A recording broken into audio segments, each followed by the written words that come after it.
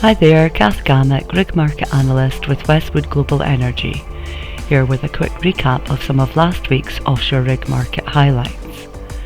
In terms of new contracts and/or extensions, this past week has been relatively quiet.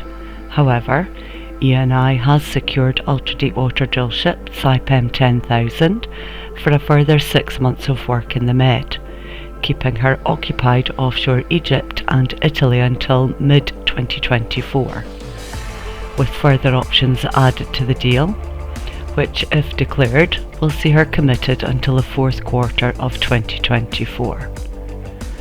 Energy Drilling has completed the purchase of 3 tender assist rigs from Seadrill, and in addition, the driller has also signed a new 3-year contract for the T15 with PTTEP, which is valued at over $120 million.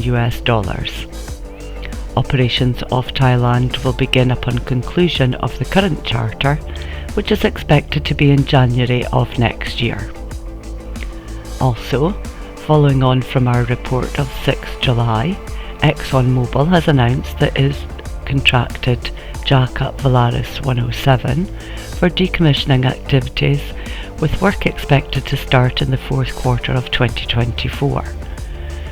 The rig will be used to P&A 26 wells across 3 platforms and at 5 subsea locations. Based on our previous report, the work will keep the rig busy for around 12 months. In the past week, ultra-deepwater semi Noble Deliverer commenced its first 1-year extension with Inpex Australia. However, a further 1-year option remains available to the operator. Some of the drilling activities this past week saw Aker BP halt drilling operations at the Rondeslottet prospect in production license 1005 due to technical challenges. The well, 6405/7-2S, was entered by Saipem ultra-deepwater semi Scarabeo 8 on the 12th of June, however was terminated 6 days later. The rig then entered well 6405/7-3S on the 19th of June. The prospect had pre-drill unrisked resource potential of 871 million barrels of oil equivalent. Jackup Noble Tom Prosser has departed from Labuan, is now under tow to the Babadon 1 location in SK438 offshore Sarawak. The rig is under a 3-well contract with PTTEP.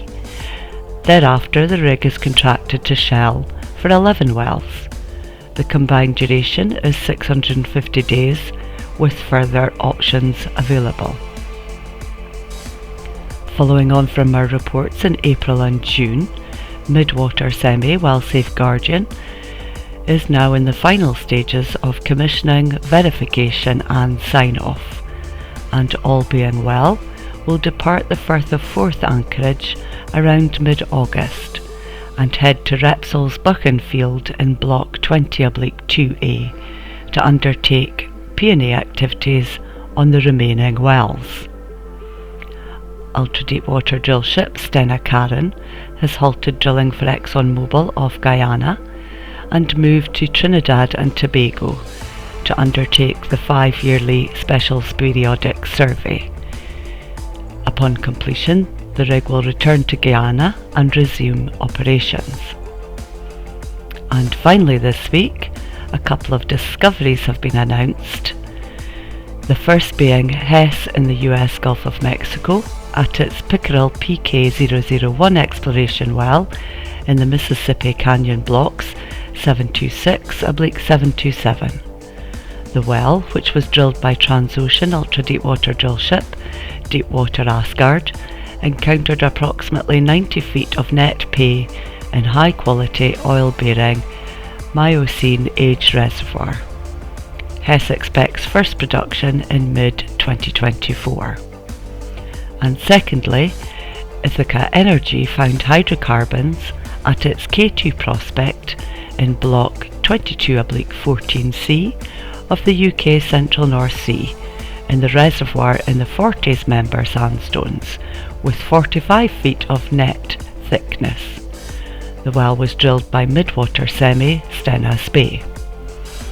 That's it for this week. Many thanks for listening. Hope you find this of interest. For more information on rig logics, please visit our website www.westwindenergy.com.